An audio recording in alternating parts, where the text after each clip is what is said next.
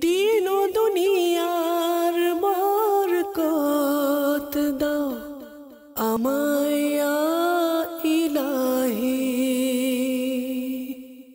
আলহামদুলিল্লাহি রাব্বিল আলামিন ওয়াসসালাতু ওয়াসসালামু আলা সাইয়্যিদিল মুরসালিন আম্মা বা'দ ফাআউযু বিল্লাহি মিনাশ শাইতানির রাজীম বিসমিল্লাহির রহমানির রহিম। আসসালাতু ওয়াসসালামু আলাইকা ইয়া রাসূলুল্লাহ ওয়া আলা আলিকা ওয়া আসহাবিকা ইয়া হাবিবাল্লাহ।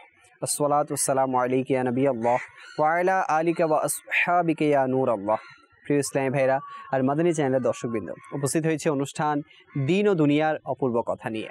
আজকে ইনশাআল্লাহ আজ্জা ওয়া জাল্লা আমরা একটি টপিকের উপর আলোচনা করব। আসলে শুরুতে আমরা ভালো ভালো কিছু নিয়ত করে নিই, যাতে অনুষ্ঠানটি দেখা সওয়াবের মধ্যে গণ্য হয়ে যায়। আল্লাহ তাআলা এবং তার প্রিয় হাবিব সাল্লাল্লাহু তাআলা আলাইহি ওয়া আলিহি ওয়াসাল্লামের সন্তুষ্টির জন্য প্রোগ্রামটি দেখব, যা মাদানী ফুল আলোচনা করা হবে তার উপর নিজে আমল করব এবং অপরের নিকট তা পৌঁছিয়ে দেওয়ার চেষ্টা করব ইনশাআল্লাহ আজ্জা ওয়া জাল্লা। দরুদ পাকের অসংখ্য ফজিলত।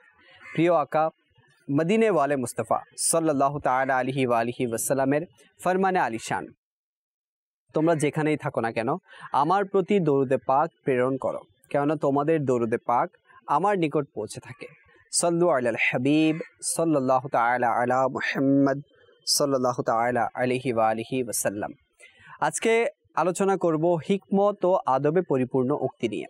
জি হ্যাঁ, হিকমত নিয়ে আমরা গত এপিসোডে আমরা আলোচনা করেছিলাম, আদব নিয়েও আলোচনা করেছিলাম। আজকে হিকমত আর আদবের কিছু উক্তি, অর্থাৎ এমন কিছু উক্তি আছে যেগুলোর উপর আমাদের জীবনকে পরিচালনা করা খুবই গুরুত্বপূর্ণ এবং যে হিকমতগুলো অবলম্বন করা খুবই খুবই খুবই গুরুত্বপূর্ণ ভূমিকা রাখে। তো সে সম্পর্কে আজকে জানবো।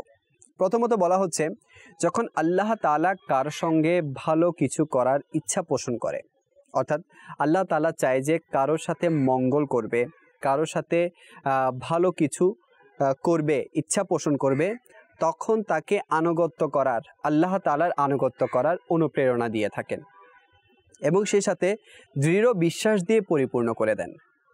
অর্থাৎ আল্লাহ তাআলার উপর বিশ্বাস করার একটা তার প্রতি যে অনুভূতি সেটা সৃষ্টি করে দেন। এরপর বলা হচ্ছে তাকে ধর্মীয় জ্ঞান দান করেন। সুবহানাল্লাহ, আজ অসংখ্য মুসলমান আমরা দেখি যে পৃথিবীর মধ্যে সবাই দুনিয়া নিয়ে ব্যস্ত, অর্থাৎ দুনিয়া দুনিয়া দুনিয়া দুনিয়ার জ্ঞান, দুনিয়ার মাল ও দৌলত, এগুলোর পেছনে ছুটতে থাকে, অর্থাৎ এগুলো নিয়েই তাদের যেন বসবাস। কিন্তু আল্লাহ তাআলা যার কল্যাণ চাই তাকে ধর্মীয় জ্ঞান দান করেন, তাকে ধর্মীয় বিষয়াদি সম্পর্কে জানান, তাকে ইলম প্রদান করেন। এরপর বলা হচ্ছে বিশ্বাসের ধনভাণ্ডার দিয়ে তাকে পরিপূর্ণ করে দেন। এরপর অল্প রিজিকে তাকে সাদৃশ্যতা দেন আর পবিত্র সহধর্মী দান করেন। অর্থাৎ কোনো ব্যক্তির সাথে যখন ভালো কিছু করার ইচ্ছা পোষণ করেন আল্লাহ তাআলা, তখন তাকে বলা হচ্ছে বিশ্বাসের যে একটা আপনার ভাণ্ডার, ধনভাণ্ডার, সেটা প্রদান করেন এবং তাকে অল্প রিজিকের মধ্যে সন্তুষ্ট থাকার একটা ক্ষমতা, অ্যাবিলিটি তার মধ্যে প্রবেশ করিয়ে দেন। অর্থাৎ বান্দা তখন অল্প কিছু গ্রহণ করার মাধ্যমে সে সন্তুষ্ট হয়ে যায়। আজ আমরা দেখি, আমরা যারা ধর্মীয় জ্ঞান থেকে দূরে, আমরা চাই আরও বেশি পেতে চাই। এটার কারণ এটাই যে আল্লাহ তাআলা হয়তোবা আমাদের কাছ থেকে ইলম উঠিয়ে নিচ্ছে, আল্লাহ তাআলা হয়তোবা আমাদের সাথে ভালো কিছু করার ইচ্ছা পোষণ করছেন না। কেননা এখানে বলেই দেওয়া হয়েছে যে যখন আল্লাহ তাআলা কারোর সাথে ভালো কিছু করার ইচ্ছা পোষণ করেন, তাকে অল্প রিজিকে সন্তুষ্ট থাকার একটা অ্যাবিলিটি প্রদান করেন এবং তাকে ধর্মীয় জ্ঞান প্রদান করেন। এরপরে যে উক্তি সেটা হলো আল্লাহ তাআলার সত্তার উপর বিশ্বাস করা সবচেয়ে বড় পবিত্রতা ও পরিপূর্ণ আমল। যার ধর্ম তার জন্য পরামর্শ না হয়, তাহলে তার পরামর্শে উপকারিতা নেই। এখানে দুইটি পয়েন্ট নিয়ে আলোচনা করা হয়েছে। আল্লাহ তাআলার সত্তার উপর বিশ্বাস করা, এটা হচ্ছে পরিপূর্ণ আমল আর পবিত্রতা। তো আমাদেরকে উচিত যে আল্লাহ তাআলার সত্তার উপর বিশ্বাস করার অর্থ এই যে আল্লাহ তাআলা যা হুকুম আহকাম দিয়েছে তা মেনে নেওয়া, তা মেনে চলা। এরপর বলা হচ্ছে যার ধর্ম তার জন্য পরামর্শ স্বরূপ হয় না, দেখুন, আমার ধর্ম কোরআনুল করিম আমাকে সকল কিছুর বয়ান করেছেন।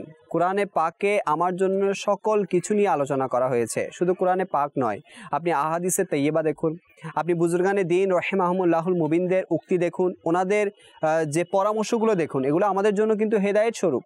কারণ আমরা যদি সেই ধর্মীয় জ্ঞানগুলোকে, সেই ধর্মীয় চর্চাগুলোকে আমাদের জন্য পরামর্শ মনে না করি, তাহলে বলা হচ্ছে তার পরামর্শে কোনো উপকারিতা নেই, অর্থাৎ ওই বান্দার পরামর্শের মধ্যে কোনো উপকারিতা পাওয়া যাবে না। তো আমাদের উচিত যে আমরা যাতে আমাদের ধর্মীয় যে চর্চা রয়েছে সেগুলো থেকে আমরা পরামর্শ গ্রহণ করি। এরপর বলা হচ্ছে যে ফিতনা ফাসাদ করে খুশি হয়।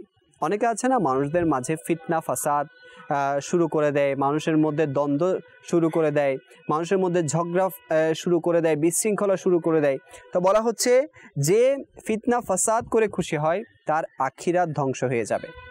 কেননা মনে রাখবেন, মানুষ ওই ফসল কাটে যা সে বীজ বপন করেছে। অর্থাৎ কোনো ব্যক্তি যে বীজটুকু সে বপন করবে, সেই বীজ অনুযায়ী সেই পরিমাণ ফসল সে কাটবে। এরপর বলা হচ্ছে সে ওই প্রতিদানই পায় যা সে কর্ম করেছে। অর্থাৎ যেমন কর্ম তেমন ফল, আমি যেমন কর্ম করব তেমনই প্রতিদান পাব।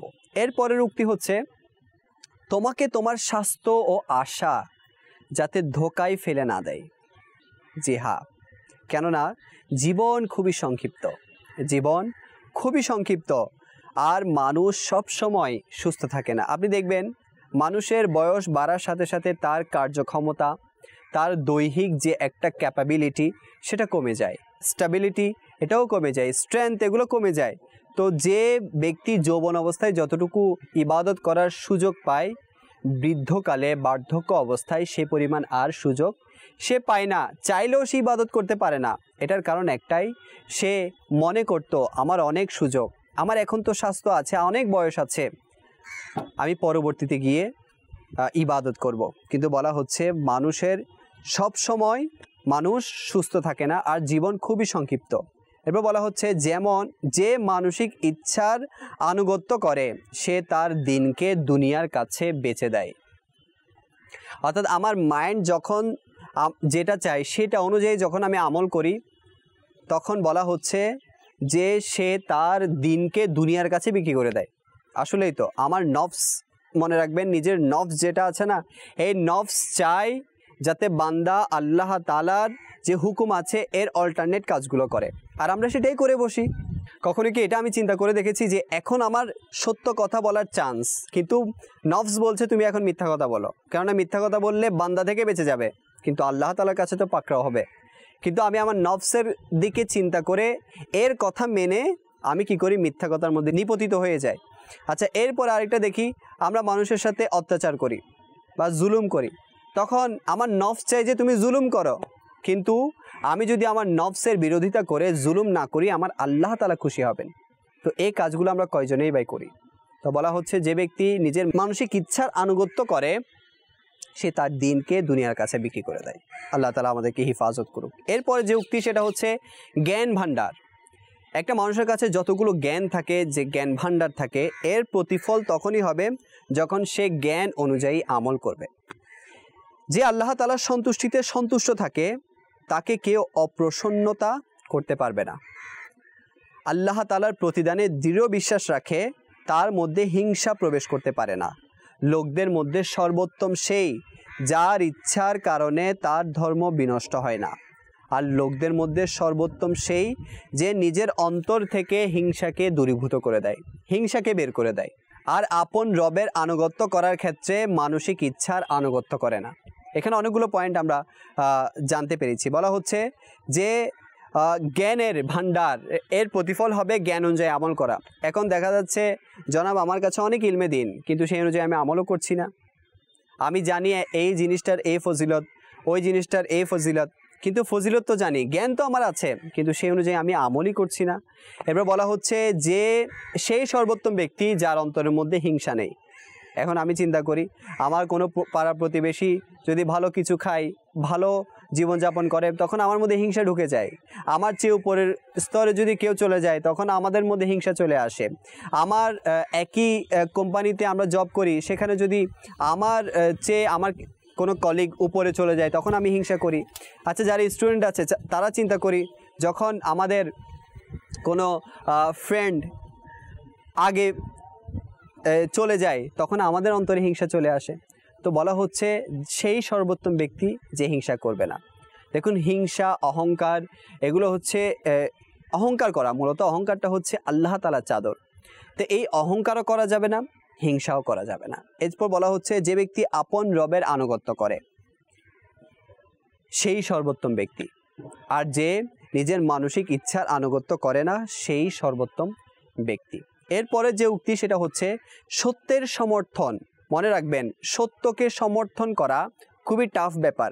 আপনি যখন কোনো সত্যের সাপোর্ট করবেন, দুনিয়ার বিভিন্ন মানুষ আপনাকে বিরোধিতা করবে।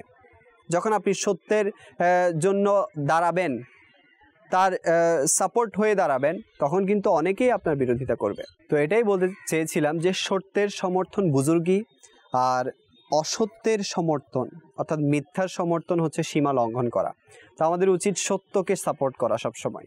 মনে রাখবেন যে সত্য কথা বললে হয়তো বা অপদস্থ হতে হবে দুনিয়ার মধ্যে, বা কেউ আপনাকে সাপোর্ট করবেন না, কিন্তু আল্লাহ তাআলার কাছে তো আপনি পছন্দনীয় বান্দা হবেন।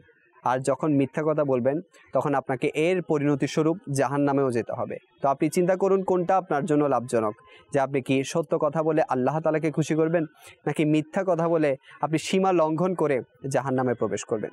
এরপরে যে উক্তিটি আছে সেটা হচ্ছে যে খাবার খাওয়াতে ব্যস্ত থাকে, অর্থাৎ অধিক খাবার খাওয়াতে ব্যস্ত থাকে, সে তাকওয়া ও পরহেজগারিতা হারিয়ে ফেলে।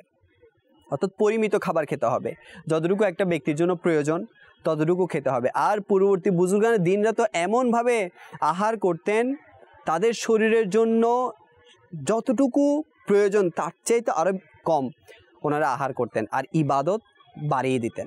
আর অনেক বুজুর্গ তো তাদের পুরো জীবনভর রোজাই রাখতেন। তো এমন আমাদের বুজুর্গানের দিন ছিলেন।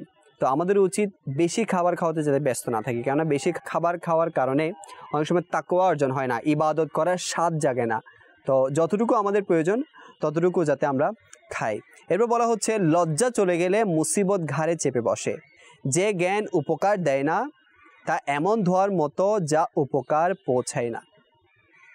দুইটা জিনিস বলা হচ্ছে যে লজ্জা যখন চলে যায়, আপনারা দেখবেন এখন তো দুনিয়ার অবস্থা এমন যে পথে ঘাটে নির্লজ্জতা, পথে ঘাটে বেহায়াপনা, পথে ঘাটে বেপর্দাহীনতা।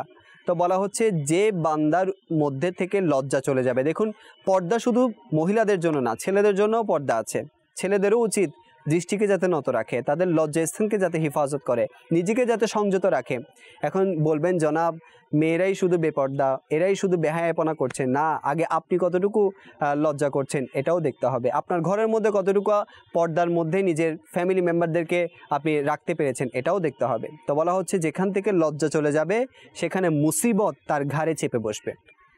এরপর আরেকটা উক্তি হয়েছে যে জ্ঞান উপকার দেয় না। দেখুন, আপনার জ্ঞান আছে কিন্তু সেই জ্ঞান আপনাকে উপকার দিচ্ছে না, তাহলে ওই জ্ঞানটা এমন ধোঁয়ার মতো যে ধোঁয়া শুধু উড়ে চলে যায়, কোনো উপকার পৌঁছাতে পারে না। এরপরের উক্তি হচ্ছে যুগ নিয়ে, কাল অর্থাৎ আপনার যুগ যেটাকে বলা হয়, যুগ তো তিনটা, একটা হচ্ছে অতীত, একটা হচ্ছে বর্তমান, একটা হচ্ছে ভবিষ্যৎ।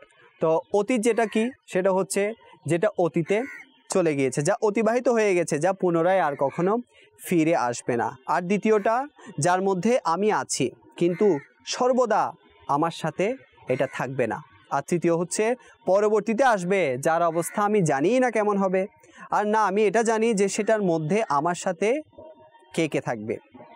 তো বলা হচ্ছে যুগ নিয়েও যাতে চিন্তা না করা, অতীতে যা হয়ে গেছে হয়ে গেছে, ভবিষ্যতে কী আসবে সেটাও নিয়ে যাতে চিন্তা না করি। বর্তমানে আমি যে অবস্থানে আছি সে অবস্থানটাকে আমি কতটুকু কল্যাণময় করছি, সে অবস্থানকে কতটুকু আমি কাজে লাগাচ্ছি, সে অবস্থানে থেকে আমি কতটুকু আল্লাহ তাআলাকে খুশি করতে পারছি, এটাই হচ্ছে ফ্যাক্ট। আল্লাহ তাআলা আমাদেরকে বোঝার তৌফিক দান করুক। এরপর যে উক্তিটি সেটা হচ্ছে লোকদের মধ্যে সবচেয়ে বেশি ভালোবাসাকারী সেই যে উত্তম পদ্ধতিতে দেখা করে। মানুষের দিন ততক্ষণ পর্যন্ত পরিপূর্ণ হয় না, মানুষের দিন, মানুষের ধর্ম ততক্ষণ পর্যন্ত পরিপূর্ণ হয় না যতক্ষণ পর্যন্ত তার মধ্যে চারটি বিষয় পাওয়া যাবে না। নাম্বার 1, লোকদের মাঝে যা আছে তা থেকে নিজের আশা শেষ করা। অর্থাৎ বলা হচ্ছে লোকদের মাঝে যা আছে তা দেখে দেখে যে নিজের আশাগুলোকে শেষ করে দেয়া, অর্থাৎ আমার আরও চাই, ওর মতো আমাকে আরও হতে হবে, এগুলো যার মধ্যে পাওয়া যাবে সে দিনদার হতে পারবে না। নাম্বার 2, গালি শুনে চুপ থাকা। জি হ্যাঁ, ওই ব্যক্তির, ওই বান্দার দিন তখনই পরিপূর্ণ হবে যখন সে গালি শুনে চুপ থাকবে। এখন তো আমাকে একটা গালি দিলে জনাব আমি সামনে থেকে আরও 10-5টা বাড়িয়ে দিই গালি, তো না, মনে রাখবেন যে ব্যক্তি গালি দেয়, ধরুন কেউ আমাকে গালি দিল বা আমার পিতামাতাকে গালি দিল, সে যেন আমাকে গালি দেয়নি, বরঞ্চ তার পিতামাতাকেই সে গালি দিয়েছে। তো আমার পিতামাতাকে গালি দিলে বা আমাকে গালি দিলে এত নারাজ হওয়ার, এত রাগান্বিত হওয়ার কোনো বিষয় নাই, কেননা যে বান্দা যতটুকু কর্ম করবে তার প্রতিদান সে পাবে। আমি পূর্বে আলোচনা করেছি, আপনি যতটুকু কর্ম করবেন দুনিয়াতে ঠিক তার ফলাফল আপনি আখিরাতে পাবেন। এখন আপনিও যদি সেভাবে রিয়েক্ট করেন, অর্থাৎ কেউ আপনাকে গালি দিল আপনিও গালি দিলেন, তাহলে তার আর আপনার মধ্যে কোনো পার্থক্যই থাকলো না। তো এই জন্য গালি শুনে চুপ থাকতে হবে। এবার বলা হচ্ছে লোকদের জন্য সেটাই পছন্দ করে যা নিজের জন্য পছন্দ করে।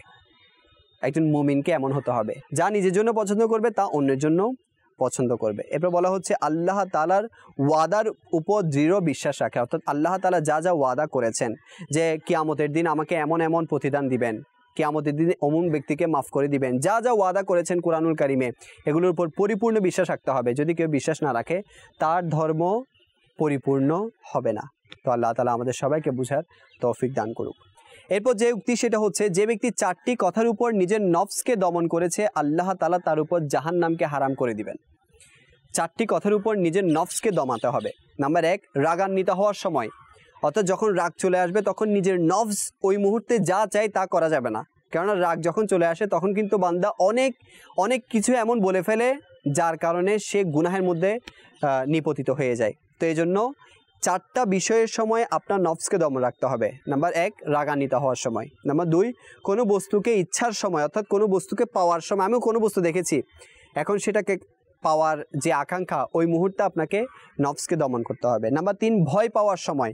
আর নাম্বার 4, উত্তেজনার সময়, যখন উত্তেজনা চলে আসে, মানে আপনার কোনো এমন আপনি কন্ট্রোলহীন হয়ে গেছেন, আপনার কোনো কন্ট্রোল নেই এখন আপনার উপর, তখন নফসকে দমন করতে হবে। এরপর যে উক্তিটা আছে সেটা হচ্ছে আখিরাতের পরিবর্তে দুনিয়াকে আশা করবে, দুনিয়া চাইবে, তার উভয় জাহান নষ্ট হয়ে যাবে। আর যে দুনিয়ার পরিবর্তে আখিরাতের আশা করবে সে উভয় জাহানে উপকৃত হবে। তো আমাদের উচিত দুনিয়ার উপর আখিরাতকে প্রাধান্য দেওয়া, নাকি আখিরাতের উপর দুনিয়াকে। তো আমাদের যারা জ্ঞানবান, যারা হিকমতওয়ালা মানুষ, বুদ্ধিমান, তারা কিন্তু দুনিয়াকে প্রাধান্য দেয় না, তারা আখিরাতকেই প্রাধান্য দেয়। এরপর যে উক্তিটি আছে সেটা হচ্ছে মানুষ নিজের কথাবার্তার মাধ্যমে পরিচিত হয় আর নিজের কাজের মাধ্যমে বিখ্যাত হয়। কথাবার্তার মাধ্যমে পরিচিত হবে, অর্থাৎ যখনই কেউ কারোর সাথে কথা বলে স্টার্ট করে, মানুষ বুঝে যাবে আপনার পার্সোনালিটি কি, আপনি কেমন মানুষ, কোন টাইপের মানুষ আপনি, সেটা বুঝে যাবে। আর নিজের কাজের মাধ্যমে, কর্মের মাধ্যমে মানুষ বিখ্যাত হয়। আপনাকে কেউ বিখ্যাত করতে পারবে না, আপনি কর্ম করে দেখান, দেখবেন আপনি বিখ্যাত হয়ে যাবেন। এরপর বলা হচ্ছে সুতরাং সঠিক কথাবার্তার মাধ্যমে ভালো কাজ করো, সঠিক কথাবার্তা বলো আর ভালো কাজ করো। যে নিজেকে চিনে ফেলেছে, নিজের জিহ্বাকে সংযত রেখেছে, অযথা কাজে লিপ্ত হয়নি আর আপন মুসলমান ভাইকে কষ্ট দেয়নি, বলা হচ্ছে তাহলে সে সর্বদা নিরাপদে থাকবে আর তাকে খুব কম অনুতপ্ত হতে হবে। জি হ্যাঁ, গিল্টি ফিল কম করতে হবে। এবার বলা হচ্ছে নীরবতা গ্রহণ করো আর সত্যবাদী হয়ে থাকো, কেননা নীরবতা সুরক্ষাকারী আর সত্য সম্মানিত করে। যে অধিক কথাবার্তা বলে মানুষ তার থেকে বিরক্ত হয়ে যায়, আর যে বেশি প্রশ্ন করে সে বঞ্চিত থাকে। তো এখানে অনেকগুলো উক্তি বলা হয়েছে। তো বলা হচ্ছে যে কম কথাবার্তা বলার যে অনুপ্রেরণা এটা দেয়া হচ্ছে। এবার বলা হচ্ছে সত্য কথা বলা। আর যে ব্যক্তি অধিক প্রশ্ন করে, দেখুন যখন কোনো উস্তাদ কিছু শেখায় তখন যে স্টুডেন্টটা বেশি প্রশ্ন করে তখন সে বঞ্চিত থাকে, আর যে চুপ করে থাকে সে ইলম তত বেশি অর্জন করতে পারে। তো বেশি প্রশ্ন, অযথা প্রশ্ন করার মাধ্যমে বেশি প্রশ্ন করা উচিত নয়। এর মাধ্যমে ইন্টারাপ্ট হয়ে যায় কথার মধ্যে, ওস্তাদ যেটা বলতে চান সেটা থেকে অনেক সময় বাধাগ্রস্ত হয়ে যান। এজন্য উচিত বেশি কথা না বলা। আবার বলা হচ্ছে সর্বোত্তম ধন সম্পদ সেটাই যা হালাল পদ্ধতিতে উপার্জন হয়, যা হালাল পদ্ধতিতে উপার্জন হয়, আর তা সাদকা করা হয়। আর সবচেয়ে খারাপ ধন সম্পদ সেটাই যা হারাম পদ্ধতিতে উপার্জন করা হয় আর তা গুনাহের মধ্যে ব্যয় করা হয়। এখন তো আমরা জনাব দেখি যে উপার্জন তো করি, হালাল কি না হারাম সেটা তো বিবেচনা করি না। আরেকটা হচ্ছে সদকা করার বিষয়ে আমাদের কোনো মন মানসিকতা হয় না, মাইন্ড হয় না। অনেকে চিন্তা করে আমি তো হারাম উপায় অর্জন, ঠিক আছে আমি যেখান থেকে উপার্জন করি না কেন, আমি তো আবার দান সদকাও করছি।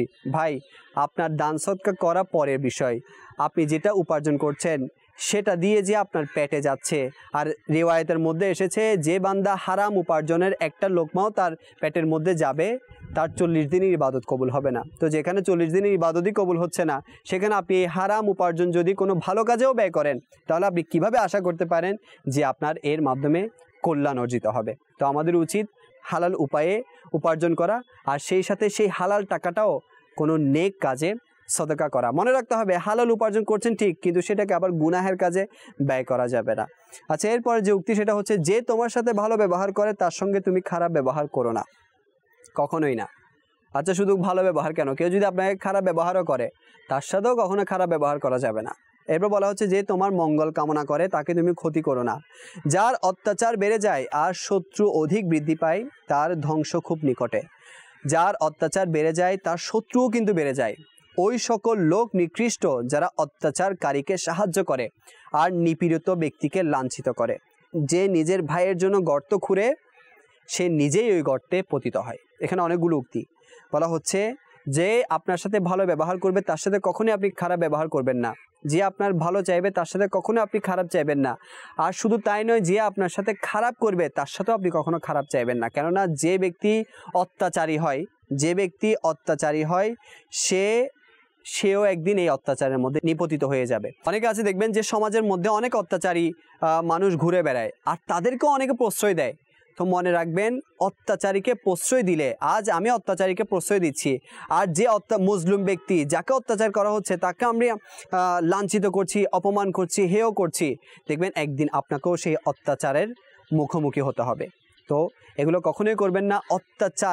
যে অত্যাচারী তাকে কখনোই প্রশ্রয় দিবেন না। আল্লাহ তাআলা আমাদের সবাইকে বুঝার তৌফিক দান করুক। এরপর শেষ যে উক্তি আজকের এপিসোডের মধ্যে আমি আলোচনা করব সেটা হচ্ছে সবচেয়ে বড় গুনাহ দোষ ত্রুটিকে ভালো মনে করা।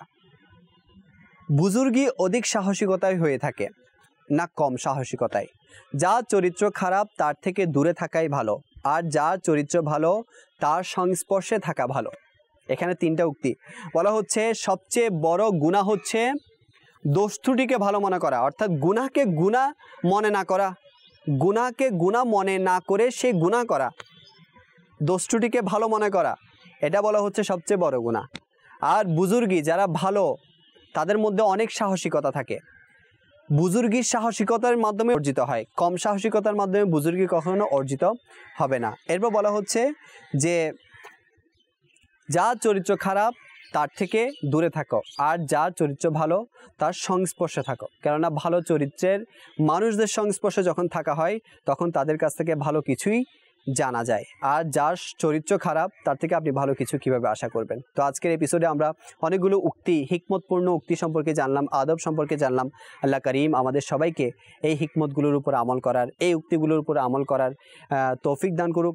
দিন ও দুনিয়ার বরকত দাও আমায়।